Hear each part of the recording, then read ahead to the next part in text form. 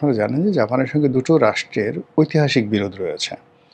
১ নম্বর বিরোধ হলো কোরিয়ার সঙ্গে, উত্তর কোরিয়ার সঙ্গে। তো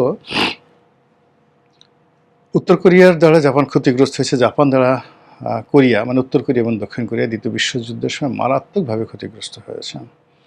আবার চীনের মাঞ্চুরিয়া দখল করে নিয়েছিল জাপান ২য় বিশ্বযুদ্ধের সময় এবং সেখানে মাঞ্চুরিয়াতে জাপানি বাহিনী যে নির্মমতা প্রদর্শন করেছিল, ইতিহাসের বর্তমান মাঞ্চুরিয়া যে হত্যাকাণ্ডকে বলা হয় মাঞ্চুরিয়া ম্যাসাকার,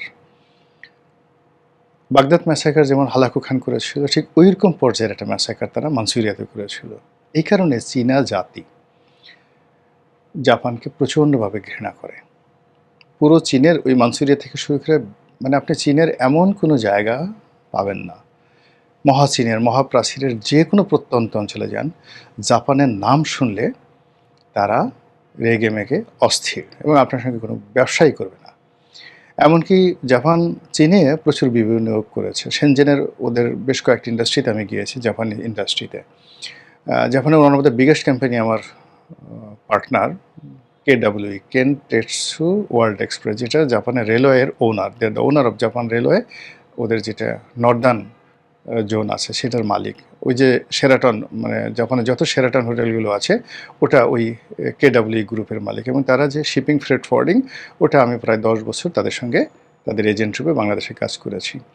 তো সেই দিক থেকে সেই কেডব্লিউইর হংকং এস্টাবলিশমেন্ট, তারপরে সাংহাই এস্টাবলিশমেন্ট, চায়নার শেনজেন এস্টাবলিশমেন্ট, এই জিনিসগুলো দেখেছি।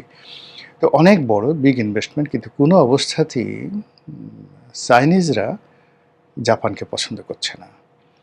আবার জাপানও মনস্তাত্ত্বিকভাবে চায়নার সঙ্গে উঁচু স্বরে কথা বলতে পারছে না। তো সেই অবস্থাতে এখন প্রধানমন্ত্রীর সফর হওয়ার পর সাথে সাথে এই যে জাপানের পিছু টান দেওয়া, জাইকার প্রেসিডেন্টের বাংলাদেশে আসা এবং সরকার পরিস্থিতি সামাল দেওয়ার জন্য এই যে আমাদের যে থার্ড টার্মিনালটা হয়েছে, এটাকে হ্যান্ডেল করার জন্য জাপানি কোম্পানিকে বা জাপান সরকারকে এটা দিয়েছে যে তোমরা এটা হ্যান্ডেল করো।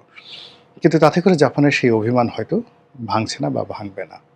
আর এখন সরকারের যে নাজুক অবস্থা, অর্থনীতির যে নাজুক অবস্থা, এই অবস্থাতে যদি এরকম একটা জটিল সম্পর্ক তৈরি হয় আমাদের সবচেয়ে পরীক্ষিত, সবচেয়ে বিশ্বস্ত এবং সবচেয়ে বড় উন্নয়ন সহযোগীর সঙ্গে, তাহলে কেবল সরকার ক্ষতিগ্রস্ত হবে না, আমরা সবাই ক্ষতিগ্রস্ত হব। মহান আল্লাহ আমাদের সবাইকে হেদায়েত দান করুন, হেফাজত করুন। আসসালামু আলাইকুম ওয়া রাহমাতুল্লাহি ওয়া বারাকাতুহু।